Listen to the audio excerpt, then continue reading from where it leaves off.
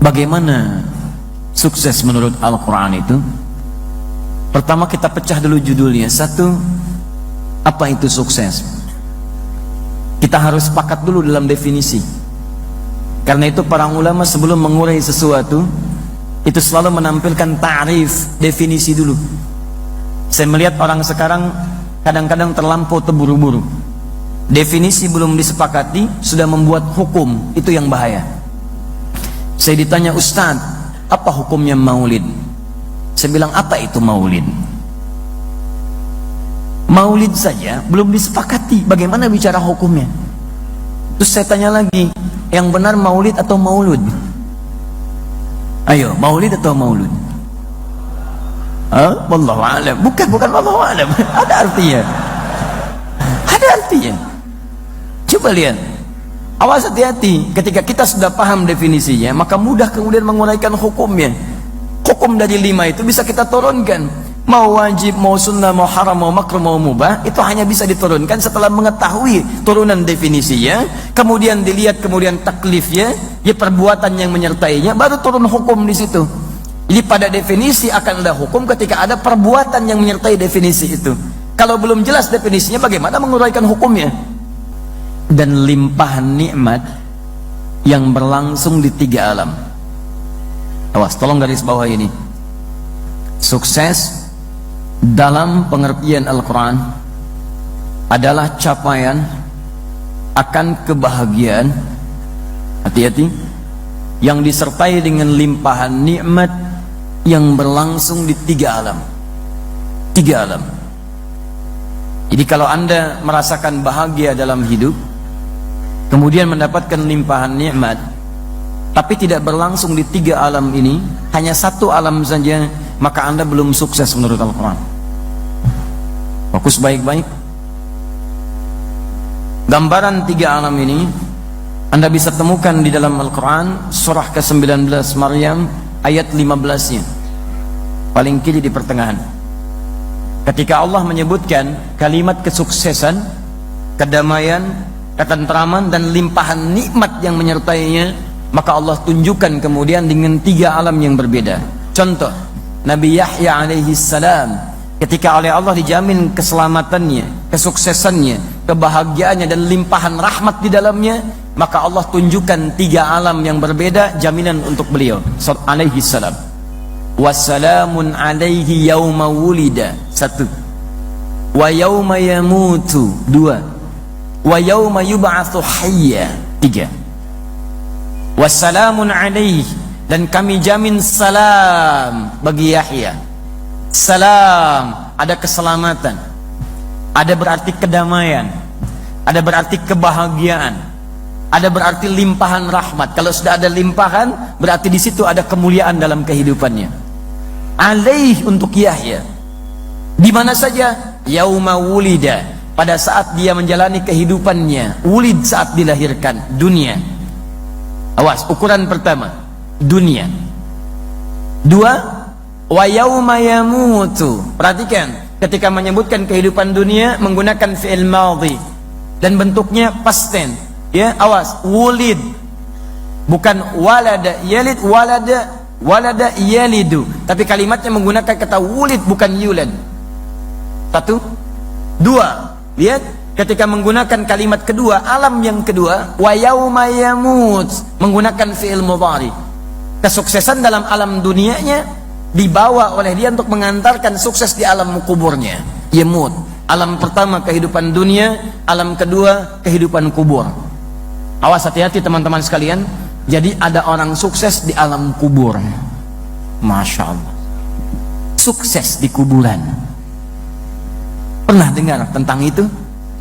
Ada orang-orang mengejar sukses di alam dunia, ada orang-orang mengejar sukses di alam kubur. Ada, Pak. Silakan keluarkan ayat-ayatnya. Ada orang yang di alam kuburnya sibuk mendapati bagian dari kesuksesannya. Di pekerjaan dunianya mengantarkan kesuksesan dalam alam kuburnya. Sibuk menerima hasil sukses saja. Panen aja, nggak kerja lagi. Quran surah ke-3 Ali Imran misal ayat 169 sampai 171-nya. Wala tahsabanna alladhina qutilu fi sabilillahi amwata bal ahya'un 'inda rabbihim yurzaqun farihina bima atahumullahu min fadli wa yastabshiruna billadzina lam yalhaqu bihim min khalfihim alla khaufun 'alaihim wa lahum yahzanun. Jangan kalian kira orang-orang yang wafat saat hidupnya kemudian dia gunakan untuk kehidupan, bekerja, beraktivitas di jalan Allah. Jangan kalian duga dia wafat begitu saja. Di alam kuburnya kami akan hidupkan kembali dia untuk mendapatkan kesuksesan luar biasa. Nikmat-nikmat berlimpah. Masya Allah. Nggak ada pekerjaan lagi. Nikmat. Saking terus dia dapat nikmat, bahagia dia. Saking bahagianya. Kalau dia mampu. Ingat di Quran ada istabsyara yastabsyir, ada basyara yubashir. Itu beda. Kalau basyara yubashiru, itu artinya orangnya ada, bisa langsung menyampaikan pada objeknya. Misal, Nabi diperintahkan oleh Allah untuk memberikan kabar gembira bagi orang yang ingin masuk surga. Nabinya masih hidup. Quran surah kedua, ayat ke-25, paling kanan sebelah atas. Wabashiril ladzina amanu wa 'amilus solihati anna lahum jannatin tajri min tahtihal anhar. Wabashir, basyara yubashiru. Nabinya ada. Tapi kalau seseorang kemudian, maaf, secara fisik tidak ada, atau dia ada tapi tidak punya kemampuan langsung menyampaikan, cuman ada harapan supaya orang ini bisa tahu apa yang ingin dia sampaikan, maka kalimatnya berubah dari basyara jadi istabsyara yastabshiru. Perhatikan detailnya bahasa Al-Quran. Ada orang yang sudah masuk ke alam kubur, dapat limpahan rahmat luar biasa, rizkinya luar biasa, sukses di alam kuburnya. Lalu dia akan memberitahu orang yang masih hidup yang belum menyusul dia ke alam kubur. Cuman dia nggak bisa hidup lagi, nggak bisa keluar dari alam kubur. Pernah antum temukan misalnya orang sudah dikubur sukses terus keluar nemuin antum, cepet sini ya, sini enak, cepetan nyusul. Pernah temukan begitu? Tidak ada. Sesoleh-solehnya manusia rasanya belum tentu bisa bangun dari alam kubur nemuin antum. Mungkin lihat aja antum sudah lari gitu kan. Lihat, makanya kalimatnya tidak menggunakan basyara tapi istabsyara yastabsyir wa yastabsyirun. Dan mereka kalau mampu itu akan mengabarkan kepada orang-orang yang belum nyusul di belakang mereka. Lihat kalimatnya, alla khaufun 'alaihim wa lahum yahzanun. Jangan sedih. Kamu nggak usah nangis. Saya meninggal masuk ke alam kubur. Saya sudah sukses kok di sini. Kalau bisa, kamu cepat nyusul ke sini. Jangan lama-lama di situ. Aku orang enak di sini, lebih enak. Kalau bisa cepat ke sini. Makanya orang-orang di Palestina, masya Allah, kalau ada satu di antara keluarga mereka jadi syahid minas syuhada, sudah syahid menghadap Allah Subhanahu wa Ta'ala, dan kebanyakan dalam keadaan yang tersenyum. Sebagian mengatakan, lihat surga saya sudah menanti. Sebagian mengatakan, lihat aroma surga sudah tercium. Sebagian mengatakan, saya akan dapatkan kenikmatan alam kubur. Kemudian tiba-tiba setelah meninggal, keluarganya hampir tidak ada yang menangis, tapi mereka membawa manisan, kemudian dibagikan kepada tetangganya. Alhamdulillah, keluarga saya sudah sukses duluan, anak saya sudah nikmat duluan, ayah saya sudah sukses duluan, doakan ya supaya kami bisa cepat menyusul mereka. Manisan yang dibagikan, sukses alam kuburnya. Masya Allah. Tidak sedikit di antara manusia yang hanya menyiapkan sukses alam dunia tapi tidak sukses di alam kubur. Makanya ketika kesuksesan dunia ditinggalkan, meninggalkan dunia, pindah ke alam selanjutnya. Ketika bekal tidak didapati, yang keluar cuma tangisan. Kenapa? Karena tidak membawa bekal kesuksesan di alam kuburnya. 2. 3. Awas, hati-hati. Ada orang yang saat dunianya sukses, bahkan banyak nanti dikisahkan dalam Al-Quran. Nanti kita lihat Fir'aun contohnya. Antum kenal Fir'aun? Masya Allah, alhamdulillah. Fir'aun kan dunianya luar biasa, kedudukan tinggi, saking tingginya ngaku Tuhan. Orang sekarang paling banter ngaku Nabi, dia Tuhan. Ana rabbukumul a'la, saya Tuhan kalian yang paling hebat, ngaku Tuhan. Pasukan banyak, maaf, punya insinyur luar biasa, arsitektur banyak, sampai bikin menara pengen neropong Tuhan. Aman, tolong bikinkan saya bangunan yang tinggi, saya pengen neropong Tuhannya Musa. Sesama Tuhan pengen dialog katanya. Masya Allah, luar biasa. Ana rabbukumul a'la, saya Tuhan kalian yang paling hebat. Kata Musa, Tuhan itu yang benar Allah. ada Haman bikinkan menara yang tinggi, saya pengen neropong Tuhannya Musa, saya pengen lihat apa aktivitasnya Firaun. Pasukan banyak, tapi maaf, kedudukan dunianya tidak mengantarkan dia sukses di alam kuburnya. Quran surah 40 ayat 46 sampai 47 itu, an-naru ya'raduna 'alaiha ghuduwa wa 'ashiyya. Dunia dia merasa sukses, alam kubur itu belum nyampe akhirat tuh, baru pemanasan. Baru pemanasan dia udah panas. Udah panas tuh. Kita kan gerak duluan, dia enggak, baru lihat sudah panas. Neraka kami tampakkan kepadanya dari pagi sampai petang. Kalau antum nggak percaya, cobain aja bersikap seperti Firaun. Masuk ke alam kubur, dapatkan tuh keadaannya. Dahsyat. Kalau antum percaya, nggak usah diulangi. Kisah-kisah orang dulu itu dikisahkan pada kita bukan untuk menjadi dongeng yang kemudian jadi kisah-kisah tautan, jadi acara di TV, jadi cerita begini-begitu. Bukan. Maksudnya kalau antum mendapati peristiwa yang sama, maka jangan pernah kerjakan hal yang serupa. Saya kasih rahasia sebentar ya. Ini diantara kita aja nih sekarang.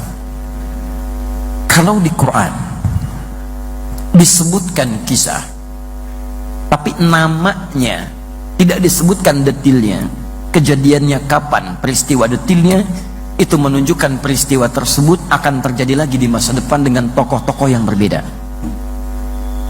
Tapi kalau di Quran disebutkan kisah, namanya disebutkan detail, bahkan bin atau bintinya, peristiwanya ada detail disebutkan, ini memberikan pesan peristiwa itu tidak akan terjadi lagi di masa depan, hanya akan menimpa orang itu dan pada masa itu saja. Contoh, Maryam anak perempuannya Imran, Maryam binti Imran, disebutkan namanya langsung tanpa inisial plus bintinya, wa Maryam ibnata Imran, dan kami buka fathah, wa Maryam pakai fathah terbuka, dan kami buka kisah tentang Maryam anak perempuannya Imran. Bintinya disebutkan, Maryam anak perempuannya Imran. Kejadiannya disebutkan, dia bisa mengandung tanpa disentuh laki-laki manapun. Lihat bahasa Qurannya, walam yamsasni bashar, aku nggak pernah disentuh laki-laki manapun. Awas, disentuh laki-laki saja tidak, tapi bisa mengandung dan melahirkan.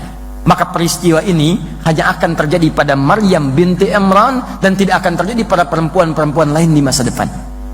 Jadi kalau ada yang ngaku-ngaku, antum gak usah percaya. Saya juga Maryam kok, saya bisa mengandung dan melahirkan tanpa bapak banyak. Tanpa bapak banyak. Tapi kalau tanpa disentuh laki-laki manapun, cuman Maryam binti Imran. Makanya ketika ditanya, kamu Maryam binti apa? Binti Asep. Bukan. Maaf Pak Asep, ya hanya contoh saja. Beda. Lain. Tapi kalau tidak disebutkan namanya spesifik dan tidak disebutkan kapan kejadiannya, maka ini menunjukkan peristiwa itu akan terjadi kemudian di masa depan. Maka dikisahkanlah kisah-kisah masa lalu untuk jadi pelajaran. Kalau kedudukan ini ada lagi, jangan berlaku seperti yang dulu. Firaun itu bukan nama asli, itu inisial dari nama raja. Firaun, Farao, jabatan raja. Kedudukannya disebutkan, keadaannya disebutkan. Ini memberikan kesan bahwa di masa depan akan ada lagi kedudukan-kedudukan serupa. Dulu raja, sekarang ada raja?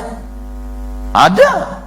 Raja sama dengan pemimpin, pimpinan, ada presiden, ada yang punya kedudukan, ada di bawah itu, ada di bawahnya lagi. Jadi Quran ingin memberikan pesan, maaf, setiap berlalu masa akan ada titipan-titipan amanah kekuasaan. Dari level yang kecil-kecil sampai level yang tinggi-tinggi. Ketika amanah itu didapatkan, maka pesan Al-Quran, jangan sia-siakan amanah seperti Fir'aun pernah melakukannya. Memang terasa dapat capaian kesuksesan, silahkan cek. Bukankah orang yang ikut persaingan sampai dapat kedudukan berasa sukses? Silahkan cek. Alhamdulillah, selamat dan sukses. Selamat dan sukses. Padahal yang terjadi baru sukses, selamat belum tentu. Silahkan cek. Ketika seseorang misalnya diangkat jadi wali kota, ada yang jadi bupati, ada yang jadi gubernur, sampai jadi presiden, terpampang kemudian teman-teman sekalian karangan bunga tertulis selamat dan sukses. Sukses. Tapi apakah kesuksesan itu mengantarkan pada sukses selanjutnya? Belum tentu. Fir'aun pernah sukses tapi tidak selamat. Begitu dia merasa sukses dunia, dia ditelan oleh bah air lautan. Masuk ke alam kubur, apa yang terjadi? Kata Quran, an-naru yu'raduna 'alaiha ghudwa wa 'ashiyya. Neraka ditampilkan pagi sampai dengan petang. Jadi kalau ada yang punya nanti nilai serupa, sukses dalam hal kedudukan, maka mohon maaf teman-teman, jangan diikuti jejaknya Firaun. Maka ditampilkan oleh Al-Quran jejak-jejak kesuksesan orang yang punya kedudukan, itu yang kita ikuti. Bagaimana sukses dengan titipan kedudukan mengantarkan kita pada sukses dunia, sukses alam kuburnya. Paham sampai sini? Nanti kita turunkan, karena tidak setiap orang punya titipan yang sama. 3. Jadi 1 dunia, 2 alam kubur, ketiga wa yauma yub'atsu hayya. Dan saat dibangkitkan di akhirat nanti, dia pun sukses, bahagia, gembira. Bahkan lihat kalimatnya, perhatikan baik-baik. Salamun alaihi yauma wulida wa yauma yamutu. Ketika menyebutkan alam kubur, itu atafnya hanya menggunakan waw, tidak ada tambahan. Bekal dunianya mengantarkan dia bahagia di alam kubur. Tapi ketika menyebutkan akhirat, sebetulnya cukup bagi Allah mengatakan begini, wa yauma yub'atsu, misal, dan akhirat pun dia sukses. Tapi oleh Allah subhanallah, karena Al-Quran firman Allah bukan rekayasa manusia biasa, maka ditambahkan dengan kalimat yang indah, wa yauma yub'atsu hayya. Dan di akhirat nanti orang ini mendapatkan kesuksesan lebih daripada alam kubur dan dunianya. Saking lebihnya mendapatkan itu hayya. Hayya itu gerakan-gerakan yang bertambah. Maaf gini ya, maaf. Kalau pelajar tiba-tiba kemudian selesai lulus, masuk kampus kemudian lulus, senang tidak? Senang. Di wisuda senang tidak? Baik. Kalau IPK-nya tiba-tiba dapat 4, senang tidak? Ketika diumumkan bagaimana perasaannya?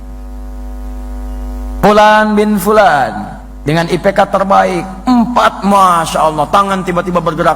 Hah? Masya Allah, Alhamdulillah, wah semua bergerak.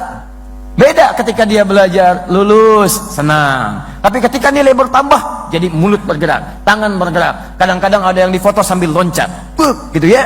Masya Allah, itulah yang disebut dengan hayya. Ada orang-orang yang ketika mendapatkan kenikmatan surga, wah luar biasa dia, kegembiraannya seperti di alam kubur. Tapi lebih daripada itu, lebih, karena di alam kubur nggak bisa loncat, cuman begini aja. Di akhirat tidak, Masya Allah, ada yang gembira, ada yang bergerak, ada yang macam-macam, ada yang lewat sekelebat, ada yang berlari, ada yang macam-macam gembira, sampai ada yang gembiranya terlihat dari wajahnya. Masya Allah, di antara puncak tertingginya ada yang diperkenankan melihat Allah subhanahu wa ta'ala. Quran surah ke-75 ayat 22 sampai 23, paling kiri sebelah atas. Wujuhu yawma idin nadhirah. Ada orang-orang yang ketika anda lihat wajahnya berbinar gembira, bukan karena masuk surga aja, bukan, dia belum tuh saat itu. Apa yang membuat dia wajahnya bisa nadhirah? Masya Allah, nadhirah. Nadhirah itu bukan sekedar bahagia, tapi rasa sumringah yang tak terlukiskan. Ila rabbiha nadhirah, karena dia bisa melihat Rabbnya langsung tanpa sekat. Gembira, di wajah tak terlukiskan, tangan bergerak, kaki, Masya Allah, luar biasa, semua penuh cahaya. Makanya disebut kalimatnya dengan hayya. Jadi ada sukses dunia, sukses alam kubur lebih bagus daripada dunia, dan sukses akhirat lebih nikmat dibandingkan dengan alam kuburnya.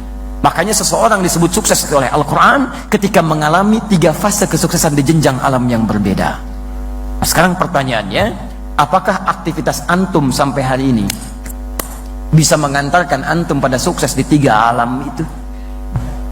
Kalau anda merasa punya kedudukan sampai hari ini, dan dengan kedudukan itu merasa punya pengaruh, kedudukan itu belum tentu mengantarkan anda ke alam kubur dan akhirat yang sukses, maka anda belum sukses menurut Al-Quran. Jika anda punya harta benda titipan dari Allah, yang dengan itu terasa lebih banyak hartanya, sehingga anda diangkat sebagai dan dinilai sebagai hartawan yang paling kaya, maaf teman-teman, kalau harta itu tidak menjamin anda sukses di alam kubur dan bahagia di akhirat, anda belum sukses menurut Al-Quran. Pengetahuan, tenaga yang Allah titipkan pada antum, kalau dengan itu antum merasa paling hebat dalam kehidupan dunia, maaf, kalau kekuatan dan kecerdasan antum tidak menjadikan antum nikmat di alam kubur dan akhirat, antum belum sukses menurut Al-Quranul Karim.